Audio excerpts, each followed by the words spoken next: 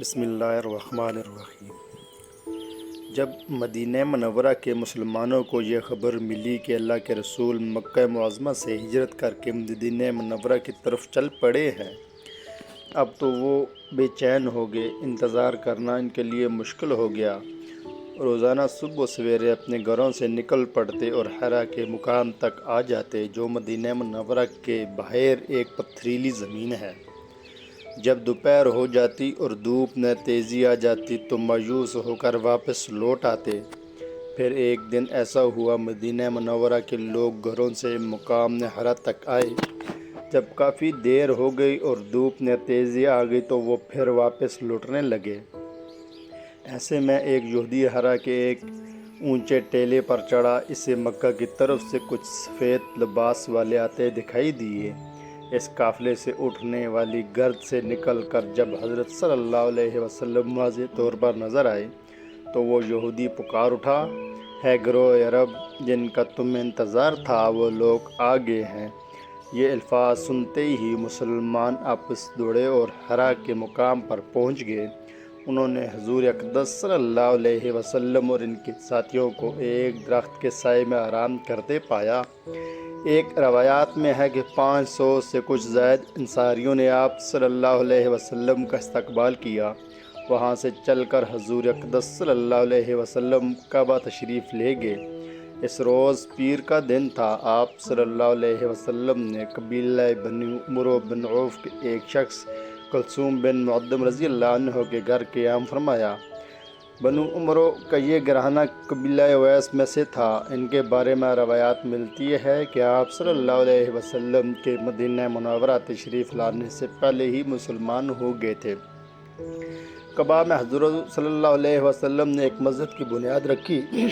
اس کا نام مسجد قباء رکھا۔ اس مسجد کے بارے میں ایک حدیث میں ہے کہ جس شخص نے مکمل طور پر وضو کیا پھر مسجد قباء میں نماز پڑھی تو اسے ایک حج اور عمرے کا ثواب ملے گا۔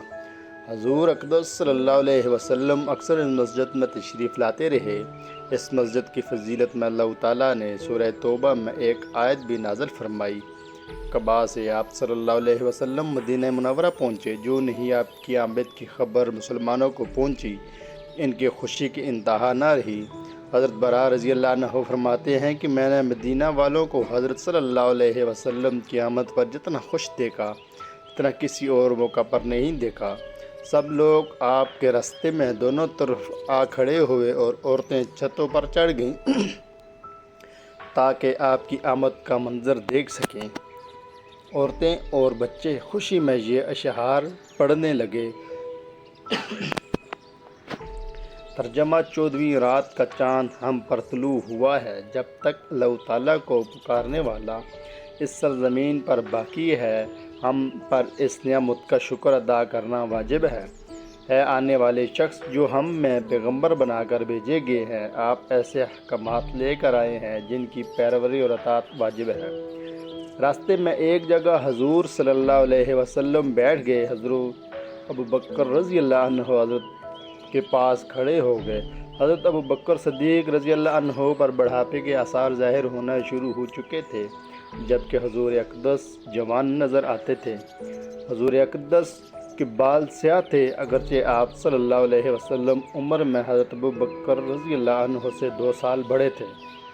اب ہوا یہ کہ جن لوگوں نے پہلے آپ صلی اللہ علیہ وسلم کو نہیں دیکھا تھا، انہوں نے حضرت ابوبکر رضی اللہ عنہ کے بارے میں خیال کیا کہ اللہ کے رسول یہ ہیں اور گرم جوشی سے ان سے ملنے لگے۔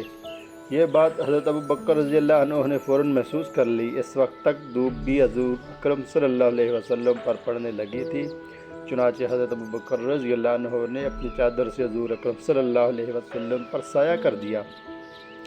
تب لوگوں نے جانا اللہ کے رسول یہ ہیں۔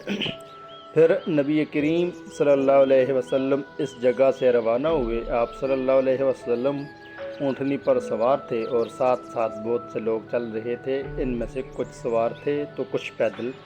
اس وقت مدینہ منورہ کے لوگوں کی زبان پر یہ الفاظ تھے، اللہ اکبر، رسول اللہ صلی اللہ علیہ وسلم تشریف لے آئے۔ راستے میں آپ کی خوشی حبشیوں نے نیزہ بازی کے کمالات اور کرتب دکھائے۔ ایسے میں ایک شخص نے پوچھا، ہے اللہ کے رسول، آپ جو یہاں سے آگے تشریف لے جا رہے ہیں تو کیا ہمارے گھروں سے بہتر کوئی گھر چاہتے ہیں؟ اس کے جواب میں آپ صلی اللہ علیہ وسلم نے ارشاد فرمایا، مجھے ایک ایسی بستی میں رہنے کا حکم دیا گیا ہے جو دوسری بستیوں کو کھا لے گی۔ اس کا مطلب یہ تھا کہ دوسری بستی کے لوگوں پر اثر انداز ہو جائے گی یا دوسری بستیوں کو فتح کر لے گی۔ یہ جواب سن کر لوگوں نے نبی کریم صلی اللہ علیہ وسلم کی اونٹنی کا رستہ چھوڑ دیا۔ اس بستی کے بارے میں سب کو بعد میں معلوم ہو گیا کہ وہ مدینہ منورہ ہے۔